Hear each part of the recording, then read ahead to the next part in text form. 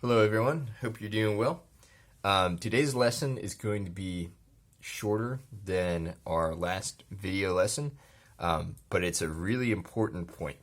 So I want to just cover, we're just going to be covering about a page of notes. We'll just be going from exterior angle theorem up to here. The reason why we're doing that is because I don't want this to be lost in the greater part of this section. We'll pick up with isosceles and equilateral triangles in our next lesson. This is a key lesson though, which is called the exterior angle theorem. You'll use it in solving for triangles. We will have a quiz on solving for triangles using the interior angles theorem, which is the three interior angles add up to 180 every time. So you had some practice problems with that in our last lesson online. We'll do that a couple days after I'm back. So I'll get back and we'll sort of go through some stuff. I'll be able to answer any questions you have, and then we'll set a date for that quiz. We'll do a practice quiz, and then we'll get into it. Okay, so the one rule that we learned was that if you add up the three interior angles, you're always going to get 180 degrees. What we're going to derive now is something called the exterior angle theorem, which is also useful in solving triangles. It'll come in handy, especially when there's more complex diagrams where there's other things besides triangles going on. For this, I'm going to walk through a short derivation of it, so sort of where we see it, then we'll state it, then we'll go through a proof of it. I'll do an example, and then you'll have 4 or 5 examples to do on your own. I'll make a worksheet that has solving triangles, both with interior and exterior angles theorem, and we'll do practice on that when I'm back. Okay, so it says that angle x is an exterior angle of this triangle. Find the measure of it. What is the relationship between x and the other angle measures? Okay, the first thing that I want to do is this. All right, this doesn't have to do with what the question is asking, but it's a key point. Okay, so we've got x right here. Let me find another color pen somewhere. Can I pause this? No, I can't. All right. Anyway, we got x is an angle here. I'd have another angle here, which is vertical to x. So I'll also call that x. And then this angle here, I'll call a. All right. So these two are called exterior angles. They're called exterior angles because they make a linear pair with that interior angle. So 70 and x make a linear pair, right? 70 and x make a linear pair. A is not an exterior angle. So we would not call A an exterior angle. If you see A labeled in a diagram, you can't say that it's the exterior angle. That'll become important when you're solving things with more complex diagrams.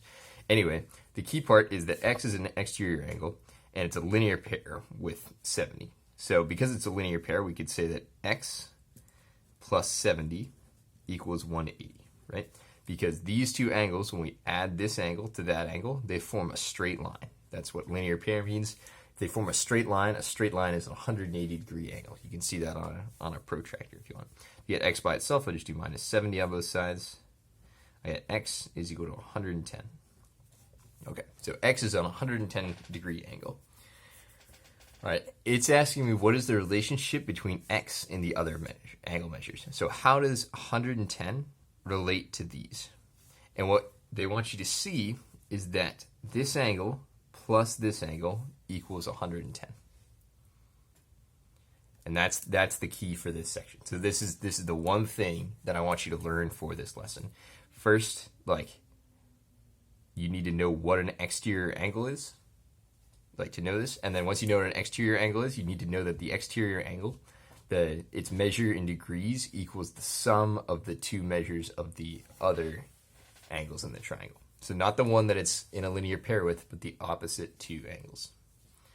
Okay, the measure of an exterior angle of a triangle is equal to the sum of the two, I'm going to say non-adjacent interior angles. All right, adjacent means next to. Okay, that's a good geometry word to know. It's also just a good word to know in general. Adjacent means something that's next to it. So 70 is the adjacent angle to x. Okay, so the measure of our exterior angle is equal to the sum of these two. All right, I'm going to go through the proof. Again, this is just to show why it always works. I'm going to call this angle C. This will be B, and that's A. Then that's angle 1. Okay, so I know that A plus B plus C equals 180. And I know that because of the interior angles theorem. Okay, I also know that angle C plus angle 1 is equal to 180 because of their linear pair. So I'd say linear pair postulate. Again, you don't have to do this proof. You'll never have to do a proof like that on a test for this section. But I do want to show you sort of how a proof is used in math to show that something is always the case. So A plus B plus C, that'll always work for any triangle. C plus 1 equals 180, that always works because it's a linear pair. What I'm trying to get to is that angle 1 equals angle A plus angle B. Okay, so what I'm going to do is I know that C plus 1 equals 180, and then A plus B plus C equals 180. So there's two 180s here. That means that I can substitute, wherever I see a 180, I can substitute C plus 1 there. So I'm going to do that now. So A plus B plus C is equal to C plus 1. That is substitution. And then I'm going to subtract C from both sides, and I get A plus B equals angle 1. So that is subtraction. P-O-E. There we go. And what that means is that my exterior angle is equal to these two angles added together. That's what the proof is showing. Okay, I'm going to do, I'll do 2 examples, and then I'm going to leave the rest for you. Again, short lesson for today, but super important and can get confusing when you've got more complicated diagrams. So I just want to keep it simple for today. Okay, so I will do this one and this one. So here, my exterior angle is angle 1. I've got 27 degrees and 52 degrees. The way I'd set this up in an equation is I know that the exterior angle is equal to the sum of these two. So I'd say 52 plus 27 is equal to angle 1. So angle 1 is equal to, and then 52 plus 27 gets me 79. There we go. That's the answer for that one. Very straightforward. I'm going to do the same thing here. This exterior angle equals this angle plus this angle. Okay, so 2x minus 5, that's my exterior angle, equals x plus 70. All right, one side of the equal sign, I've got my exterior angle. The other side of my equal sign, I've got these two interior angles that are not adjacent to that. Okay, so you could also set it up x plus 70 equals 2x minus 5 if you wanted to put it in the same order as that. The order, you can flip the sides of the equal sign, it doesn't matter as long as these two numbers are grouped together. So the two non-adjacent interior angles. Once it's set up like this, you go through and solve for x. So I'll add 5 to both sides. I get 75 plus x equals 2x. Then I'll subtract x. Get x is equal to 75. Okay.